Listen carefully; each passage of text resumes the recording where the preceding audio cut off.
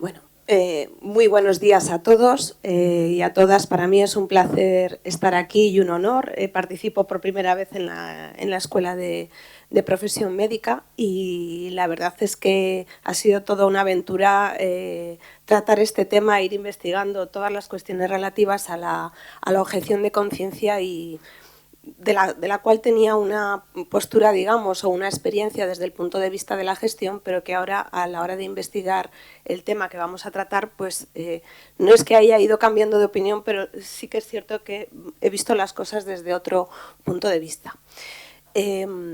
La parte de la que yo voy a tratar o voy a hablar y va a ser el eje central de la exposición. Intentaré no repetirme con lo que han dicho los compañeros, pero bueno, en alguna cosa seguramente que voy a repetirme. Pues se trata sobre todo ver el núcleo central de la exposición es objeción de conciencia sanitaria junto con la prestación de servicios. Y la prestación de servicios, ¿qué ocurre en este aspecto en el ámbito sanitario? La objeción de conciencia sanitaria, ¿por qué genera tanto debate? ¿Qué es lo que ocurre con la objeción de conciencia sanitaria? ¿Qué es lo que le diferencia a la objeción de conciencia sanitaria a la objeción de conciencia, por ejemplo, al servicio militar? Bueno, pues hay una serie de diferencias importantes que quizás podrían dar respuesta a por qué genera tanto debate la objeción de conciencia. Bueno, la primera y en primer lugar es que es de carácter profesional. Tiene que ver con nuestra profesión, a diferencia de la objeción del servicio militar obligatorio, que era por ley tenía uno que prestar no dentro del ámbito de su profesión. ¿Qué ocurre? Que además la objeción de conciencia sanitaria se da en un ámbito también que daría para otro plenario, que es en el contexto de la relación médico-paciente.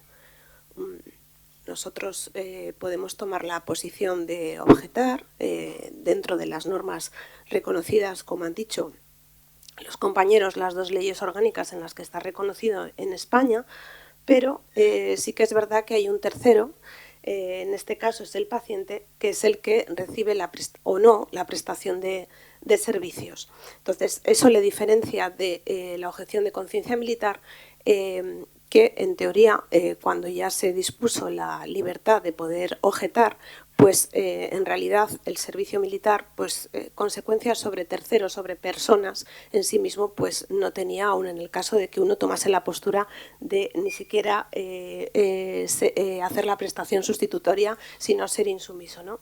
Y ahí voy también. ¿Qué ocurría con el servicio militar? Bueno, pues que el no cumplir la ley, el eximirse bien a través de la prestación o sobre todo a través de la insumisión, tenía una serie de consecuencias legales que en algunos casos pues fueron hasta condenas de cárcel y en otros casos en los años 90 incluso a los insumisos pues se les hacía como una especie de muerte social, no podían ejercer como funcionarios durante un tiempo, etcétera, etcétera. Bueno, y además había una prestación sustitutoria que en nuestro caso obviamente pues ni siquiera se contempla. La objeción de conciencia sanitaria además tiene una dimensión social importante, porque todo lo que tiene que ver con la asistencia y la prestación de servicios y también el ejercicio de la profesión y los derechos también de los pacientes legalmente reconocidos, todo lo que ocurre en el tema de la sanidad y de la profesión médica afecta socialmente.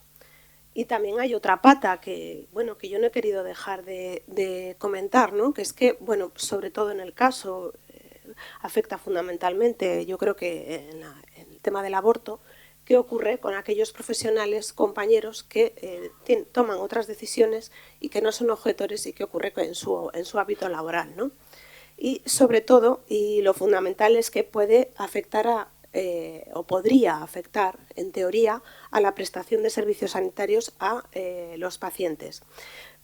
¿Qué he tratado de hacer? Pues lo que he tratado de hacer es ver un poco cuáles son las posturas en cuanto a la objeción de conciencia a nivel internacional, qué es lo que está pasando en la medida de lo posible. Obviamente no he repasado todos los países, voy a poner algunos ejemplos.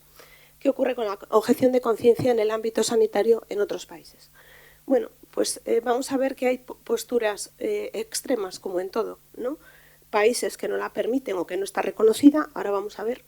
países en la que, digamos, hay vía libre, por decirlo así, de alguna manera, y países como el nuestro que está, y en otros países, que la permiten con una regulación que discutiremos si es pertinente o no es pertinente, pero que está regulada y reconocida por ley. Vamos a empezar por el primer país, que es un país, como todos saben, de contrastes. Es un país que tiene el gasto en medio sanitario por persona más caro del mundo, pero que realmente muchos de sus resultados en salud pues no son los deseables, ¿verdad? Sobre todo en relación a la esperanza de vida o a la mortalidad de la mujer durante el parto o cualquier otro indicador que ustedes conozcan a nivel sanitario de calidad en la prestación de asistencia sanitaria. En Estados Unidos hago referencia a esta primera sentencia que hay del Tribunal Supremo del año 73, que es en la que se reconoce el derecho al aborto y que ha cambiado y que ha sido derogada en el año 22. Y lo que existen en Estados Unidos son las cláusulas de conciencia. Es imposible repasarlo todo porque además cada estado tiene su propia regulación, pero digamos que ahí tanto los profesionales individualmente, por los motivos que consideren, y tanto los proveedores de servicios, porque como ustedes saben, en Estados Unidos no hay un sistema per se de salud público, sí que hay unas prestaciones de seguro público en algunas cuestiones, pero no hay un servicio de salud público como podemos tener aquí y en Europa. Entonces lo que hay son las cláusulas de conciencia y por cualquier motivo pues uno puede rechazar a un paciente y no tiene ninguna obligación además de prestarle o derivarle a otro lugar para prestarle esta atención. ¿Qué es lo que nos dice la bibliografía? Bueno, pues que obviamente esto hace que sobre todo las personas con menos recursos, y en este caso sobre todo las mujeres y de color, pues vayan o han visto un detrimento en la prestación de servicios y sobre todo en su salud, porque la prestación, pues cuando no se puede hacer de forma regulada y con una atención médica, pues se hace por otras vías que son muy negativas y afectan a la salud de las personas. Llamativamente, y yo desconocía, y lo tengo que reconocer, que desconocía por completo, ¿no? que un país como Suecia, que muchas veces lo ponemos como ejemplo de muchísimas cosas, bueno, pues aquí no existe un derecho reconocido a la objeción de conciencia sanitaria. Es más, curiosamente, y revisándome la bibliografía, ellos en el año 2010 retiraron el servicio militar obligatorio y ahora lo han vuelto a recuperar. Es curioso, ¿no? Como poquitos años después van, como decían los compañeros, vamos variando y vamos cambiando el rumbo de un lado al otro, muchas veces sin mucho sentido, ¿no? Aquí lo que dice la bibliografía es que bueno, realmente ellos consideran que está por encima la prestación de servicios y que de alguna manera nadie obliga a nadie a ser médico, me refiero a la medicina, aunque hay otros ámbitos de objeción, pero estamos en la escuela de profesión médica. Nadie obliga a ser médico, nadie obliga a escoger determinadas especialidades y que, de alguna manera, digamos, búsquese la vida. Esto aquí no se hace y no está regulado. No solo Suecia, sino Finlandia, Islandia y algún país más, pues no reconocen el derecho a la objeción. Como digo, a mí esto me parece una postura extrema y, como en todo, pues creo que no es bueno. Ya hay artículos, no hay demasiada investigación sobre esto, pero obviamente tiene una serie de consecuencias a la hora de regular la actividad médica y las posturas de cada uno. ¿Qué tenemos en Reino Unido? Bueno, pues en Reino Unido está regulada la objeción de conciencia sanitaria. Digamos que está regulada tanto en la ley del año 67 y en Irlanda del Norte, que el aborto lo han regulado en el año 2020, pero hay una especie de autorregulación, es decir, no he encontrado ningún artículo ni ninguna bibliografía científica que diga cómo se hace la objeción de conciencia en Reino Unido. ¿Está ocurriendo en Reino Unido algún déficit de prestación de los servicios en relación por ejemplo, a la ley del aborto? Bueno, pues tampoco he encontrado ninguna bibliografía al respecto. Sí que se han planteado y sí que hay estudios y plantean algunas cuestiones muy llamativas y que me han llamado la atención, que pienso que en otros lugares pues serían impensables, ¿no? Debido a que existe, en teoría, una alta tasa de objetores de conciencia. Bueno, pues hay algunos científicos o algunas tendencias que dicen que se tendría que regular de alguna manera pues a través de cuotas, ¿no? De cuotas en el sentido de que pudiésemos contratar profesionales que no objeten dentro de un porcentaje. Esto sería impensable. Yo creo que vulneraría todo tipo de derechos de los profesionales a su trabajo, ¿no? Pero para que vean que este tema fuera de España también genera muchísima controversia y genera muchísima discusión, y se plantean cuestiones que a lo mejor en nuestro caso, por ejemplo, serían absolutamente implanteables. ¿Qué ocurre en Italia? Bueno, en Italia también está reconocida la objeción de conciencia al aborto. Este está regulado desde el año 78 y esta regulación está en el artículo 9. Aquí sí que he encontrado un poquito más de información a este respecto, y lo que dice es que el profesional pues lo debe comunicar al menos con un mes de antelación. Realmente en Italia sí que hay un registro de objetores de conciencia. El propio Ministerio de Salud italiano tiene recogido cuántos objetores tiene. En los últimos datos que hay del 2020, que se pueden ver porque están accesibles en Internet, es que casi el 65% de los ginecólogos son objetores y los anestesistas son un 44,5%. Aquí sí que he de decir que ha habido organismos internacionales, en concreto el Comité de Derechos Humanos de las Naciones Unidas en el año 2017 y el Comité de Derechos Sociales en los años 2014 y 2016, que indicaban, no sé a través de qué datos, porque no los he logrado encontrar tampoco, que en Italia sí se estaba produciendo una vulneración del derecho de la mujer a la prestación de este servicio. He encontrado algunos artículos científicos en relación a esto, pero que no concluyen realmente que exista, dada el número elevado de objetores de conciencia, una disminución de derechos a la prestación. Por tanto, esto está por ver. Supongo que alguna cuestión habrá, pero de momento no está demostrado que esto ocurra así.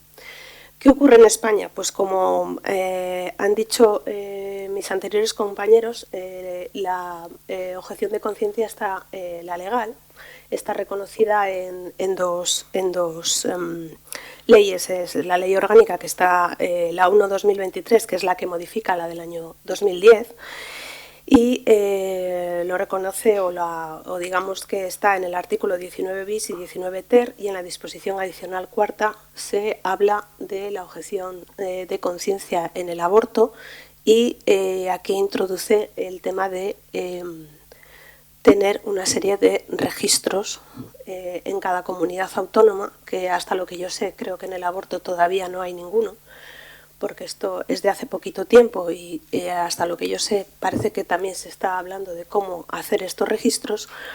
Digamos que introduce el tema de tener un registro de profesionales para saber o para de alguna manera regular la prestación sanitaria.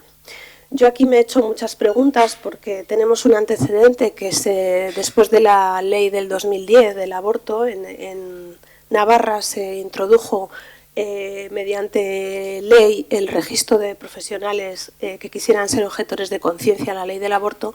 Esto fue recurrido y hubo una sentencia del Tribunal Constitucional del año 2014 que la estima parcialmente, estima un artículo, que es el artículo 5, que digamos que ahí lo que daba era manga ancha a las gerencias de los centros o la gerencia del servicio de salud, no recuerdo bien, a dar acceso a quien a quien considerase necesario, ¿no?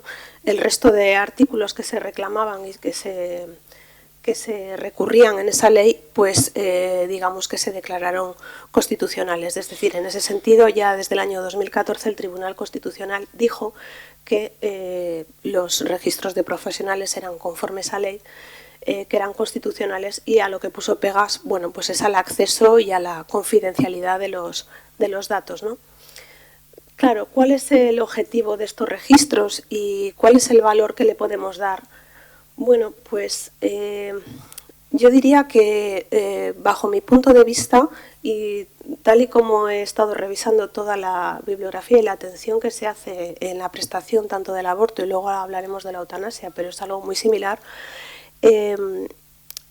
no encuentro ningún déficit de atención ni falta de prestación de servicios a ninguna de las dos prestaciones sanitarias. La utilidad del registro en este sentido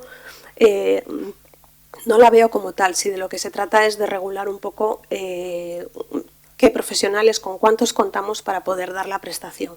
Sobre todo en España, que según los registros que tenemos, pues en la ley de la eutanasia son muy pocos los objetores en relación al número de profesionales que tenemos. En este sentido, yo creo que sería mucho más interesante buscar soluciones en aquellas comunidades autónomas en las que realmente pudiese haber un problema entre el número de objetores que existen a la prestación y buscar soluciones para que se pudiese dar la prestación, más allá de tener un registro, pero que por otro lado es legal y así está reconocido en la sentencia del Tribunal Constitucional. En cuanto a la ley que regula la eutanasia, como ya se ha dicho, está definido lo que es la objeción de conciencia en el artículo 3F y en el artículo 16 y en la disposición adicional séptima recoge que debe haber un registro de objetores. Ha habido muchísima discusión, posiciones a favor y en contra. La cuestión es que realmente al final las comunidades autónomas todas han regulado el registro de objetores, unas un poco antes, unas un poco después, unas han aprovechado el decreto en el que se regulaba la comisión de garantía y evaluación del tema de la eutanasia, pero finalmente todas las comunidades autónomas han regulado de alguna manera el registro de objetores. Es un tema controvertido. Yo creo que lo más importante en este aspecto es, una vez que ya está puesto en marcha y ya no ha habido oportunidad de discutirlo demasiado previamente, pues lograr que a través de estas regulaciones que tiene cada comunidad autónoma, pues sea confidencial, no se revele ningún dato que no sea necesario, los accesos sean limitados y se utilice única y exclusivamente para lo que realmente está configurado, que es para poder saber cuántos profesionales tienes para dar la prestación. En España, y como digo, creo que los problemas pueden ser otros, pero no he encontrado en ningún aspecto que diga que la prestación de los servicios no se está dando, aunque sí que mediáticamente, y seguro que todos conocen, ha habido una sentencia hace muy poquito tiempo, creo que fue en julio, de la Comunidad de Murcia, en la que una señora reclamó o demandó al Servicio de Salud mediante una reclamación patrimonial, pero que como fue yendo desestimada, llegó al Tribunal Constitucional, en la que esta señora reclamaba una serie de aspectos en relación con un aborto que tuvo que hacer lejos, a 400 kilómetros de su comunidad autónoma. En concreto, desde Murcia tuvo que viajar hasta Madrid. ¿Qué ocurrió en este caso? Yo la sentencia me la he leído entera, reclamaba más cosas, no solo reclamaba eso, reclamaba también pues que el trato no había sido correcto, que había sido vejatorio, que le habían tratado de mala manera. Esto no quedó acreditado, eso no se ha estimado. Que no había habido información suficiente, tampoco quedó eso recogido ni demostrado. La información fue suficiente y además también reclamaba que había tardado mucho tiempo, que habían pasado muchas semanas y que había perdido mucho tiempo. Tampoco fue así, porque desde el diagnóstico de la malformación que tenía el feto hasta que la señora pudo ejercer su derecho pasaron únicamente 5 días. Con lo cual todo eso fue desestimado. Lo que sí se estimó fue que el Servicio de Salud no demostró que había habido una circunstancia excepcional para derivar a esa persona a otra comunidad autónoma a ejercer la prestación. El Servicio de Salud no demostró que había habido una circunstancia excepcional, que es lo que te marca la ley del 2010, y estimó esa parte del recurso. Obviamente el Tribunal Constitucional no estima cantidades, sino lo que hace es revertir lo que hicieron las anteriores jurisdicciones.